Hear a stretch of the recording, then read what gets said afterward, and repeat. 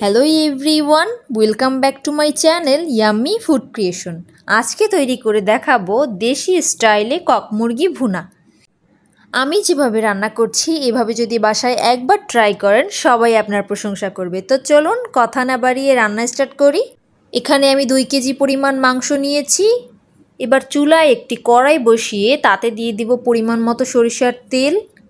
এরপরে দেব 2টো তেজপাতা, 2টো দারচিনি, 3টে এলাচ, কিছু লবঙ্গ এবং গোলমরিচ। এবার সব মশলাগুলোকে হালকা একটু ভেজে নেব। ভেজে নেওয়া হয়ে গেলে দিয়ে দেব পেঁয়াজ কুচি। পেঁয়াজ কুচিটাকেও হালকা ব্রাউন করে ভেজে নেব। পেঁয়াজটা হালকা ব্রাউন করে ভেজে নেওয়া হয়ে গেলে দিয়ে দেব 1 টেবিল চামচ পরিমাণ জিরা বাটা, 1.5 টেবিল চামচ পরিমাণ রসুন বাটা, 1 টেবিল চামচ পরিমাণ আদা বাটা। এবার সব মশলাগুলোকে হালকা একটু পেঁয়াজের সাথে ভেজে নেব। সব কিছু ভেজে নেওয়া হয়ে গেলে দিয়ে দেব সামান্য পরিমাণে পানি। এরপরে দেব 1 টেবিল চামচ পরিমাণ হলুদের গুঁড়া, 2 টেবিল চামচ পরিমাণ মরিচের গুঁড়া ও স্বাদমতো লবণ দিয়ে মশলাটাকে ভালোভাবে কষিয়ে নেব।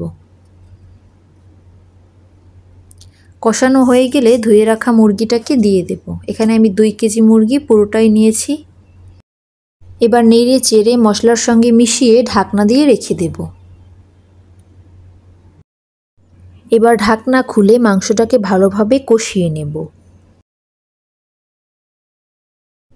মাংসটা ভালোভাবে কষানো হয়ে গেলে কেটে রাখা আলুগুলো দিয়ে দেব। আমি এখানে মাঝারি সাইজের 2টো আলু ব্যবহার করেছি, আপনারা চাইলে আলুটাকে স্কিপ করতে পারেন।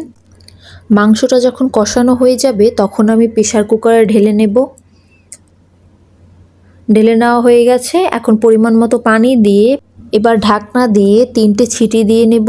আমি যেহেতু মাংসটাকে খুব ভালোভাবে কষিয়ে নিয়েছি তাই আমার 3 থেকে 4টে ছিটি দিলেই হয়ে যাবে। এই তো মাংসটা পুরোপুরি সিদ্ধ হয়ে গেছে, এখন নামিয়ে নেব। এবার উপর থেকে জিরার গুঁড়া দিয়ে দিলেই তৈরি হয়ে যাবে কক মুরগি ভুনা।